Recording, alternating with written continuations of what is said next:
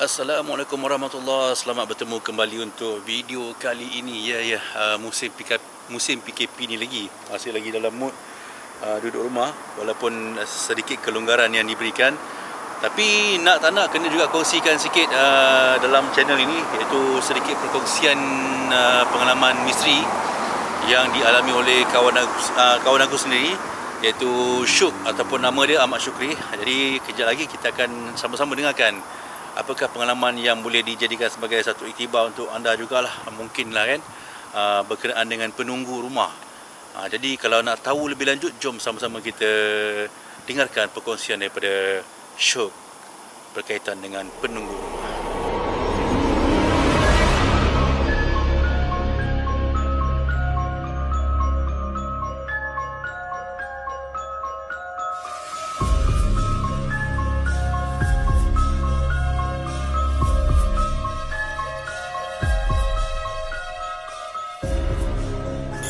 Benda terjadi pada tahun 2015.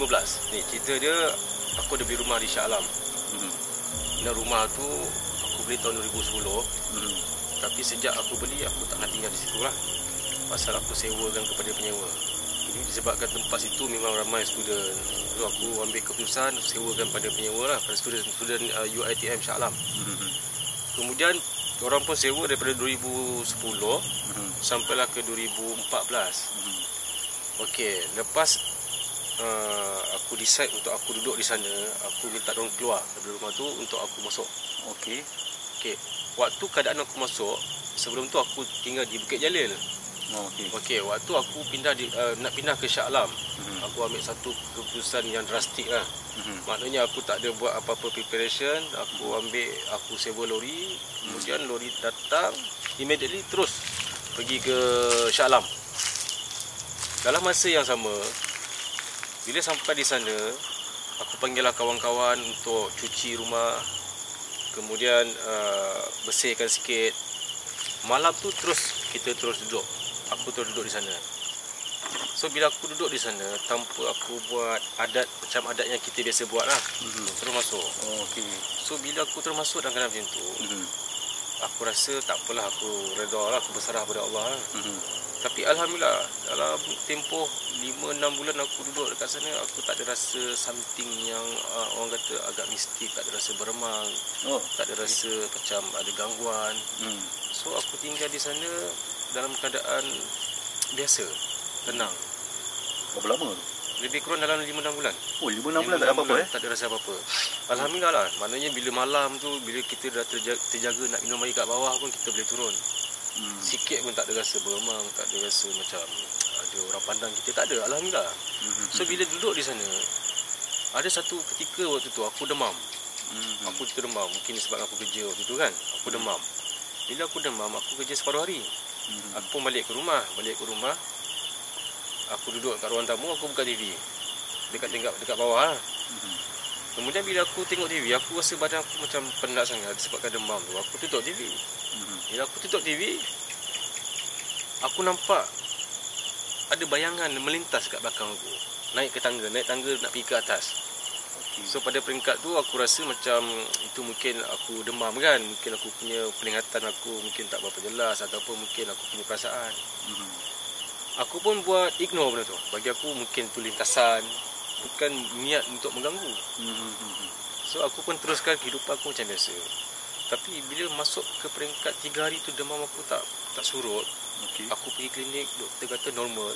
Pelik, normal. Tapi dalam keadaan aku tu panas. Demam panas lah, memang panas. So pada peringkat tu, aku masih positif lagi lah.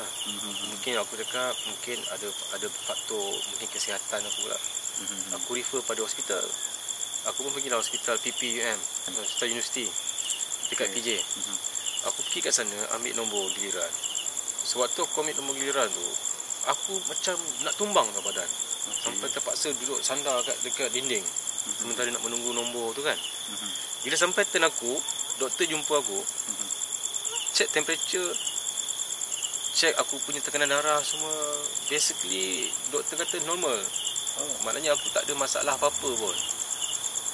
Aku tak ada bagi ubat, MC pun aku tak dapat. Dia kata aku ni normal. Jadi aku rasa macam lain macam lah. Aku rasa macam tak sedar hati. Rasa macam ada something wrong. Tapi tak apalah. Besok tu aku cuba gagahkan diri aku pergi sekolah, pergi aku punya office. Aku masuk office aku. Bila aku masuk office aku, adalah aku punya staff. Dia Cina lah. Dia kata, Syukri, I think you ni kena kotor lah. Kotor ni ibaratnya kalau macam bahasa kita, bahasa Melayu ni macam kita ni macam kena gangguan lah. So aku cakap kat dia, mungkin jugalah. Then Cina tu pun kata, tak apalah, besok I bagi you minum air pucuk betik. Biasa orang Cina ni kalau kena kotor makan minum air pucuk betik. Dia Cina yang bagi? Bagi ramuan? Ramuan. Dia buat sendiri. Buat sendiri ya? Dia buat sendiri. Dia kesian lah. Kita orang satu office tu memang best friend. Okey. Dia pun buat air tu. Esok tu aku dapat air tu lah. Aku pun minum. Memang pahit. Bila aku minum, aku rasa macam tak ada apa-apa. Tak ada kesan apa-apa kan. So aku cakap kat Cina tu, aku bagi feedback. Aku cakap dia, Kam, badan masih lagi sama lah Kam. Tak ada different. Tak ada different macam yang sebelum-sebelum ni. So dia kata, okay, it's okay. Besok dia bawa air semayang Cina. Ya, untuk aku minum. Tapi disebabkan member baik kan, kita pun tak nak tolak lah. Tak nak tolak dari segi dia punya pelawaan. Okay, kita pun setuju, okay lah Kam. Tapi bila besok yang dia datang office dia bagi air, pasal nak jaga air muka dia, aku terpaksa bawa air tu pergi ke pantry, aku tuang, aku buang je. Tapi aku cakap kat dia aku dah minum lah, untuk jaga hati lah. Malam tu aku terasa macam berdebar-debar. Jantung aku jadi macam laju tu, berdebar-debar. So waktu tu aku dah rasa macam tak sedap lah. So aku decide aku nak pergi cari orang untuk aku berubat. Kebetulan aku dah kenal sahabat lah, dia boleh berubat. Aku pun telefon dia. Aku cakap aku nak tahu mana malam tu juga. Pasal aku rasa badan aku ni dah seminggu demam, tak surut. Kemudian temperature normal, suhu badan normal. Aku pun pergilah jumpa dia di Subang. Aku bawa kereta daripada Shah Alam nak pergi ke Subang. Waktu aku telefon tu, aku dah okey. Aku cakap aku nak datang sana. Tapi perjalanan aku nak ke sana tu, aku jadi berdebar-debar lagi laju. Aku cakap, Allah, kenapa ni? Berdebar-debar ni. Kan? Jadi macam takut pun ada, marah pun ada kan. Okey, bila aku sampai dekat rumah dia, dia ada di luar rumah lah. Duduk dekat dia punya laman balkoni tu. Bila aku duduk, bila aku sampai dekat pintu rumah dia, aku boleh cakap apa dengan dia. Aku boleh cakap, aku rasa aku nak tumbuk lah muka kau. Tapi aku macam sedar. Aku sedar, tapi aku punya tindak tanduk aku tu macam dah dikontrol.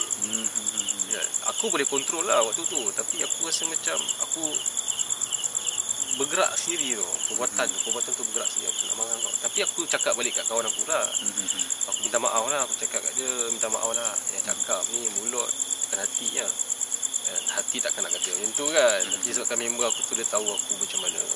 Dia pun faham benda-benda macam ni. Dia pun kata tak apalah, kalau kau nak tumbuk aku, kau tumbuk lah. Nak macam mana kan.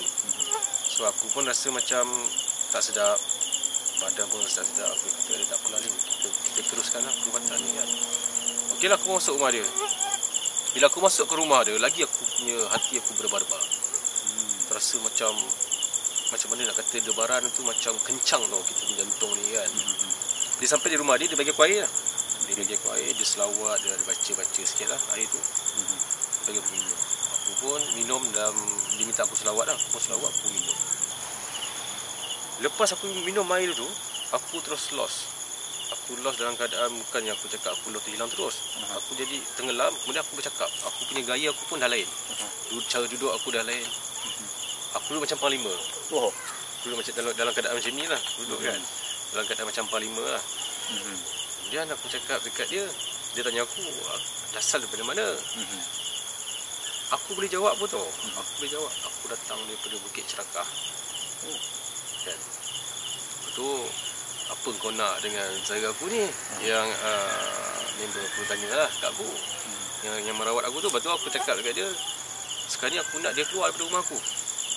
Rupa-rupanya dia nak aku keluar daripada rumah aku yang aku duduk kat Shah Alam tu.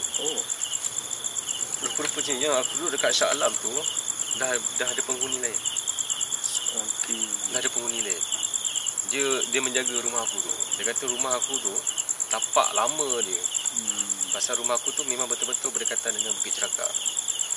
Ya, kalau kita ambil tahu asal usul Bukit Cerakah pun memang hutan tu. Ada perkampungan asli semua kan. Memang dia kata dia penghulu penghulu bagi jenis dia tu di situ. Okey. So aku pun waktu tu memang tak boleh nak cakap apa, benda tu je bercakap. Aku cuma boleh mendengar je lah. Boleh mendengar, tapi tindakan aku tak boleh. Ya, maknanya bila dia kata macam tu, dia minta aku keluar dari rumah tu. Kemudian yang aku punya perawat ni, yang rawat aku ni, dia kata kat aku, kalau macam tu, kau ada ke bukti yang mengatakan ini rumah kau? Sedangkan dia dah beli rumah ni, dia ada grant. Ya, maknanya dia nak tunjukkan yang tempat yang dia duduk tu sebenarnya aku punya tempat dah. Pasal aku ada grant, aku beli. Betul. Dia kata tak ada. Aku nak dia keluar juga. Kalau dia tak keluar, aku takkan keluar daripada badannya. Dia kata macam tu kan. Okeylah, akhir sekali bila dah minta berbincang, dia pun macam nak berkeras. Aku waktu tu memang dah tak tahan. Badan aku dah rasa macam sakit kan. Dia bunuh terus. Bunuh Dia bunuh. Bila dia bunuh, aku macam badan aku lemah tau. Satu badan aku lemah. Bila badan aku lemah, aku pengsan. Pengsan pun tak lama, sekejap je. Bila aku sedar aku rasa badan aku dah lain. Dah ringan macam back to normal balik. Aku rasa fresh badan aku. Alhamdulillah lah, aku rasa badan aku tu dia punya rasa badan tu tak sama macam yang aku kena demam tu. Aku cakap dengan member aku, alhamdulillah lah, dah rasa okey sikit kan. Okey, aku pun balik rumah. Bila aku balik rumah, aku rasa badan aku memang fresh lah, sedap. Ringan. Benar ringan. Aku balik rumah, aku naik atas, aku mandi. Bila aku mandi, aku keluar nak solat isyak. Waktu aku solat isyak tu, sebelum aku nak solat tu, aku duduk atas katil. Aku ada dengar bunyi cakar atas aku punya shilling. Dia cakar, krong. Dekat mana? Dekat atas shilling rumah aku. Shilling rumah. Betul shilling aku je. Shilling atas, dekat shilling atap. Waktu tu aku dah rasa macam beremang. Maksud tu jam apa? Lebih kurang dalam pukul 12.30 pagi je. 12.30. Tengah malam. Okey. Aku rasa macam dia cakap. Aku rasa macam tak sedap lah. Okey lah, tapi aku positif lah. Aku anggap mungkin tikus naik atas rumah. Walaupun hakikat dia tikus tak ada naik atas rumah tu. Dekat atas dia biasa main kat dapur je, paling kuat pun. Tapi aku teruskan, aku solat macam biasa, aku terus tidur. Okey, badan aku masih lagi fresh kan? Badan aku masih lagi orang kata macam yang sebelum ni fresh. Besok pagi bila aku bangun, demam balik. Aku demam balik ya. Aku demam balik, tapi demam aku ni 2 kali ganda daripada demam yang aku kena. Aku jadi takut, aku rasa macam aku ni diikut dari belakang. Bila aku pergi dapur, aku rasa aku diikut. Aku mandi, aku rasa macam diintai. Ya. Bila aku solat, aku rasa macam diganggu, macam ditarik sejadah aku. Jadinya waktu tu memang aku rasa seram lah. Waktu tu aku rasa seram. Macam yang peringkat pertama tu aku rasa demam. Aku fikir tu demam. Tapi bila aku dah pergi berubat, aku dah tahu cerita yang aku demam tu disebabkan benda lain. Kali kedua aku jadi seram. Setiap tindakan aku, apa yang aku buat, aku rasa macam diperhatikan. Pergi dapur, terasa macam ada lintasan. Bila mandi, rasa macam orang mengintai. Masa tu kau alami seorang ke ada? Aku seorang. Kau seorang Waktu tu aku alami seorang. Orang dalam rumah tak rasa apa. Tak ada rasa apa-apa. Aku seorang. So aku rasa tak sedap hati lah. Aku tak sedap hati. Aku call member aku tu lah, yang berubat aku. Yang berubat tu lagi lah. Aku cakap dia, aku rasa macam ada lagi lah. Macam tak clear kan. Macam ada benda datang macam lagi kuat lah. Kemudian dia decide lah. Dia decide okey lah, tak payah datang rumah dia datang rumah aku. Ya, okey lah, aku pun setuju lah. Orang cakap dia, kalau boleh jangan lengah malam ni jugalah.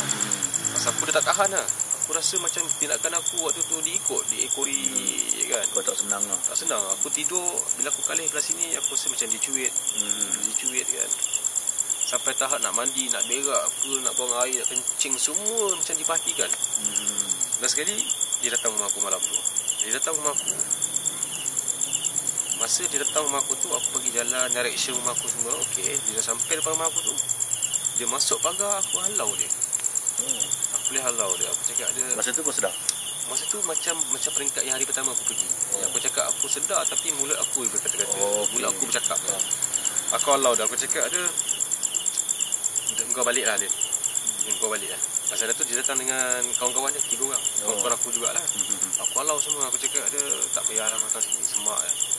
Ya, buat apa orang ni, rumah aku kau belah semua. Aku cakap begitu. Tapi dalam keadaan yang sama, aku cakap dia minta maaf lah. Kau pun faham masalah aku kan? Kau faham, okey, tak apalah, aku datang ni pun bukan nak tengok kau. Memang aku macam dia bahasa dengan balik lah. Aku datang sini bahasa nak pergi mahu kawan aku. Ya, yalah, tak tahu macam masuk lah. Bila dia masuk, aku jadi macam yang hari pertama aku duduk macam Panglima ni. Aku duduk macam Panglima, lagi bengis. Aku isap rokok dalam rumah, dalam keadaan rumah aku tu ada kapet. Aku isap rokok, aku boleh buang aku rokok aku tu pada kapet aku. Nasib baik ada kawan-kawan datang dia buang balik. Kan? Aku cakap apa dengan dia orang? Aku cabar tau. Aku cakap apa, ilmu korang ni semua kecil je berbanding dengan ilmu aku. Ya. Maknanya benda tu cakap lah. Ilmu korang ni terlalu kecil berbanding dengan ilmu aku. Kau tahu aku siapa? Aku penghulu Bukit Ceragah. Bukan ke semalam kau datang ni? Memang juga. Yang kau bunuh tu isteri aku. Maknanya yang semalam tu, yang kawan aku tu bunuh tu isteri dia. Sebab tu bila aku balik malam tu, aku dengar bunyi cakap. Rupa-rupanya dia marah kat aku. Dia marah kat aku dan dia marah dekat kawan aku yang mengubat. Waktu tu dia cuba nak perangkap kawan aku lah. Melalui aku lah. Dia tak bagi kawan aku keluar, tutup jalan. Dia macam pukaukan makanan. Makanan tu supaya bila orang dalam rumah aku tu makan makanan yang aku masak tu, dia orang akan macam mengantuk. Makan mengantuk. Okey, nak cerita aku punya aksi aku punya gelagat waktu aku kena kali kedua tu lagi dahsyat daripada yang hari pertama. Aku kena waktu yang kali kedua tu. Aku duduk dalam keadaan macam Panglima. Aku boleh pergi ke dinding, melekat ke dinding. Melekat ke dinding. Memang seram. Aku waktu tu aku terfikir, Allah, macam mana ni kan? Aku pergi macam ni kan? Tapi aku tak boleh nak buat apa. Pada aku macam ringan je kan. Aku boleh panjat kat TV. Aku pun pelik kan. Memang aku biasa tengok dalam TV kan. Jadi kat diri aku balik, aku rasa macam dia betul, ya Allah kan. Lepas tu, yang budak yang mengubat aku tu, dia kata kat aku, apa yang kau nak sekarang ni? Aku nak dia keluar. Aku nak budak ni keluar. Dia tak keluar, aku akan bunuh budak ni. Gaduhnya tu. Memang aku tak bagilah. Bila memang aku tak bagi, dia jadi lagi agresif. Aku lagi sakit tau.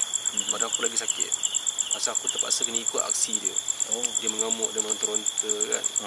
Dan sekali benda tu kata dalam badan aku lah. Aku yang pakai suara aku pun cakap dekat kawan aku tu.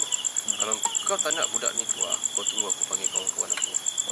Kawan-kawan aku ada dekat luar pagar ni. Ada beratus-ratus anak-anak buah aku luar pagar. Waktu kawan-kawan yang dekat rumah aku tu, diorang pun ada perasaan takut juga lah. Pasal dengan cabar ni tu kan.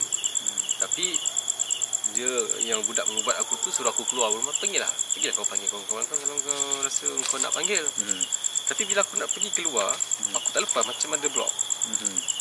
Rupanya budak tu dah pagar kan. Aku nak pergi, aku tak boleh lepas. Aku tak boleh lepas. Okey, dia tak boleh lepas. Budak yang mengubat aku tu, dia pun kata, tak payah kau duduk je lah. Kau duduk lah, kau tak payah pinggang kau lah. Kita berbincang macam elok je lah. Kau keluar je. Kau keluar settle. Tapi dia tak nak keluar meh. Bila dia tak nak keluar, aku menyerit. Aku punya suara aku tu mengilai yang halus punya suara tu. Aku mengilai sampai jiran-jiran aku pun dengar tu. Malu lah aku kan. Tapi waktu tu aku tak tahu, tak sedar kan. Selepas tu aku malu lah. Bila aku menjerit macam tu, kawan-kawan aku yang datang ni, yang seorang ni, yang ubat aku tu, dia steady lah duduk. Yang lagi dua tu lari pergi ke dapur. Yang ubat yang dua tu lari juga? Lari pergi ke dapur. Pasal aku punya tindakan, aku punya cara style aku tu memang dalam keadaan mengerikan lah. Memang dalam keadaan orang kata seram lah. Macam mana kau tengok dalam cerita-cerita hantu kan. Yelah. Macam tu lah. Reality reality dia. Jadi aku pun waktu tu memang dah tak larat pun sebenarnya. Tapi benda tu yang bagi aku tenaga kan. Aku pun agresif lah. Tu yang aku campak semua barang-barang kat dalam rumah aku tu. Dan sekali bila dah sampai satu tahap aku yang agresif, yang ubat aku tu dia pegang aku, dia duduk, dia baring aku terus. Dia jatuh aku terus. Bila aku jatuh, yang dua orang yang lari jadi tu tangkap aku, pegang aku. Maknanya aku dah tak boleh lari lah. Dalam keadaan aku dah terbaring. Dia tanya aku, aku cakap dia, aku tak nak keluar. Sekali macam mana pun kau buat, aku takkan keluar daripada badannya. Dan pasal ini tempat aku. Kalau aku nak keluar, kan, budak ni akan mati. Ataupun kalau kau nak aku keluar, budak ni kena keluar. Aku boleh keluar daripada badan budak ni, tapi aku takkan keluar dari rumah ni. Budak ni kena keluar. Betul. So aku, Itu dia punya deal lah. dia punya deal dulu. Tapi disebabkan yang berubat ni mungkin dia gunakan taktik psikologi kan. Ya. Dia cakap okeylah macam tadi lah, macam yang semalam tu. Kau ada grant. Tak ada grant, tak ada jawab. Tak ada. Tapi maknanya ni dah hak dia. Ya, bila tanya Islam kafir, dia jawab dia kafir. Kan? So bila dia kata sekarang ni, bila ni dah menjadi hak dia, bukan jadi hak kau. Kau kena hormat hak dia, kau kena keluar. Kau cari pendapatan baru. Pendapatan aku ada kat pokok depan rumah. Tapi pokok depan rumah tu budak ni dah tebang. Memang aku dah tebang pokok besar, pokok hutan. Kat Shah Alam kan banyak pokok. Aku tebang, aku berurusan dengan MBSA minta tebang. Bila dia tebang, dia pergi kat rumah aku, itu yang dia ganggu aku tu. So bila deal, akhirnya dia tak nak keluar juga. Akhirnya jalan terakhir, perubatan yang dia ambil untuk rawat aku, dia kata bunuh. Tapi bila dia bunuh, masa dia bunuh tu, aku dalam keadaan diikat tu, dipegang dengan kawan-kawan yang lain lah. Bila dia bunuh, aku nampak benda tu lari. Waktu tu hijab aku terbuka sekejap. Benda tu lari. Dia keluar pergi ke depan rumah. Aku pun cakap dengan kawan aku tu, dia tak mati, dia keluar. Dia lari hitam besar, dia hitam besar lah, macam Mami Monster iklan Maggi Mami tu. Dia kali hitam, mata merah kan. Dia lari dekat apa ni, pintu depan ni. Dia lepas tu tak apa kan? Tak apa, member aku cakap tak apa lah, ya kan. Itu dia pegang aku, dia tarik balik benda tu. So aku nampak benda tu datang dia masuk ke badan aku, dia masuk je. Member aku kunci, kemudian terus potong, sembelih. La ilaha illallah, sembelih. Bila sembelih, aku nampak darah terpancut tu. Kau nampak? Aku nampak darah tu terpancut. Lepas tu aku tengok dekat tangan kawan aku yang berubat tu, aku nampak macam ada parang dalam keadaan berkarat. Dia sembelih aku. Dia sembelih, aku terasa dia terpancut tu, darah tu. Darah tu terpancut. Terus aku sedar, terus aku istighfar lah. Badan aku dah memang lain. Yang kali ni punya lain, memang betul-betul lain. Terus aku sedar, alhamdulillah. Aku dah sedar. Tapi bila aku dah sedar tu, aku macam termenung jugalah. Kenapa boleh janji? Sedangkan rumah aku tu aku beli 2010.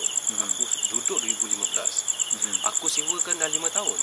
Aku tak dapat apa-apa feedback pun dari penyewa aku, rumah aku ni keras ke. Kan? So aku tak puas hati tau. Aku cek jawapan. Aku call balik penyewa-penyewa aku yang lama ni. Okay. Aku call, aku tanya seorang-seorang. Malam tu juga aku tak puas hati, aku call. Bila aku call, aku tanya dengan satu budak ni lah, penyewa student ni kan. Aku cakap dia, "Dek, sejak duduk kat rumah abang ni, kau okey tak?" "Okey." "Tak apa dek, kau cerita je." Dia macam tak nak cerita tau. Dia, "Tak apa cerita dek, ni pun rumah abang. Apa-apa duduk kau cerita je." "Tak ada bang, sebenarnya rumah abang ni memang keras bang." Ya, memang keras. Saya dengan kawan-kawan saya ni bang, pernah satu malam bila kita orang study, kita nampak ada satu perempuan datang daripada lorong jalan. Rumah aku ni agak memang depan tu lorong. Kalau ikut Cina memang tak suka lah, tak, angin lentang kan, laluan.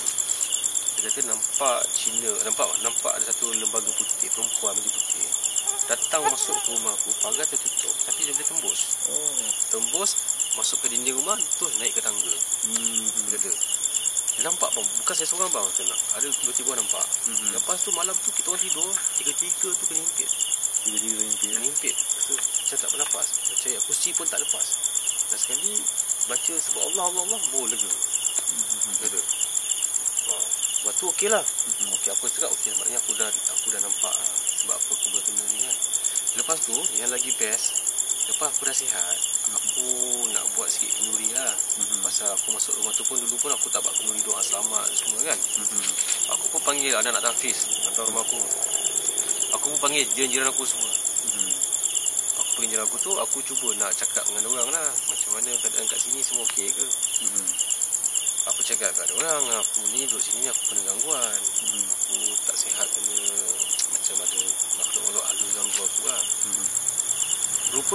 rumah aku tu ada cerita. Rumah aku tu ada cerita kat taman tu. Kat taman tu ada story. Kawasan rumah kau tu. Tak, rumah aku ni yang aku duduk tu, rupanya diorang ni dah bercerita tau sebelum ni. Dia nampak sesama diorang. Okey, cerita dia macam mana tau? Cerita dia, rumah aku tu bila malam diorang selalu dengar ada orang menjerit dengan mengilai. Jiran-jiran semua dengar. Ya. Tapi waktu aku masuk, diorang tak cakap, diorang tak bercerita dengan aku kan. Aku pun diam, aku pun tak tanya pasal apa. Kau tak ada sebab apa. Tapi sebabkan aku cakap aku dah terkena. Tu diorang cerita, tiap malam dia dengar suara mengilai. Lepas tu dia dengar ada macam orang menjerit. Ya. Menjerit. Lepas tu ada suara tu nampak ada macam benda besar kat atas pokok. Kan? Aku jadi seram Seram aku dengar kan. Aku jadi seram waktu tu. Tapi alhamdulillah lah. Maknanya masalah yang diorang cakap tu Datuk Ungkai tu dekat aku, dekat badan aku tu. Ya, macam aku tahu maknanya benda yang nampak tu itulah penunggu kat rumah aku. Penunggu rumah. So cerita itulah penunggu. Maknanya yang cerita mistik aku ni kan, yang aku nak cakap ni tentang penunggu rumah. Kisah penunggu rumah ni sebenarnya banyak terjadi kat luar sana kan. Salah satunya macam cerita aku tadi lah. Bila kita masuk rumah, macam aku cakap tadi, kita masuk tanpa ikut adat. Kita dah adat, maksudnya langgar je. Masuk rumah tu duduk je. Kita tak ada buat pembersihan, tak ada buat bacaan apa-apa, yasin ke, orang kata pagar rumah ke, tak ada. Halau benda-benda yang keluar, yang benda kotor keluar, tak ada. Terus masuk macam tu je. Sekadar mop je. Sekadar mop, bersih-bersihkan. Jadinya sekarang ni bila kita masuk ke rumah, maknanya kita kena make sure kita punya rumah tu betul-betul selamat untuk kita. Kadang-kadang kita okey, takut anak bini kita kena kan. Pasal budak-budak ni pun kadang mata dia boleh nampak, mengganggu kan, demam. So apa yang aku nak cakap kat sini, kesimpulannya kepada orang yang di luar sana kalau beli rumah, make sure rumah kita tu sebelum masuk bersihkan dulu. Bersihkan tu bukannya dengan kita mop tu kita anggap dah bersih. Bersihkan tu dari segi rohani tu. Rohani, bersihkan kita pagar rumah, kita azan, kan? Kita spray dengan air yasin, kita buat baca yasin sikit. Kemudian baru kita duduk. Kalau kita tak buat macam tu, kita tak tahu siapa yang duduk kat rumah kita sebelum kita duduk. Mungkin penunggu, macam cerita aku tadi penunggu lah. Duduk kat rumah aku, dia minta aku keluar. Kadang-kadang bukan penunggu, kadang-kadang benda-benda yang kita dah tinggalkan rumah tu lebih sebulan, benda-benda lain yang menumpang masuk. Jadi macam mana kau nak tahu rumah kau diganggu? Apa kau boleh rasa? Okey, macam yang aku kena, macam apa yang aku kena, simptom aku tadi, yang aku kena bila kita masuk ke rumah tu, kita akan rasa macam kita ni diperhatikan. Okay. Contoh bila kita pergi dapur, kita rasa macam ada orang pandang kita, kita mandi, orang mengintai. Lepas tu bila kita tengok TV, macam ada orang lalu lalang kat belakang kita. Itu antara simptom, bukan aku dengar cerita orang, tapi aku sendiri yang dah rasa. Lepas tu bila kita tidur, waktu kita tidur, kita kalih kiri, kalih kanan tak kena. Kita bangun tak kena. Rasa macam orang Perak kata lubang libu lah. Lubang libu. Tu rasa serabut lah. Rasa macam serabut. Nak buat apa-apa pun tak boleh. Rasa macam lemas. Kita rasa tindakan kita atau apa yang kita buat semua diperhatikan. Jadi macam terlampau macam cerita-cerita mistik tu. Kita ingat cerita-cerita tu semua rekaan je. Tapi rupanya cerita tu betul. Kejadian tu betul. Pasal aku dah alami dia kan. So aku nak share ni pengalaman aku. Maknanya bila kita masuk ke rumah tu, kita rasa kita diperhatikan. Kita rasa mandi, kita diintai, kita tidur, kita rasa kita ni macam benda hitam menghampiri kita. Itu tanda-tanda kita punya rumah dah ada benda-benda lain. Ada gangguan. Okey, satu lagi dari segi tidur.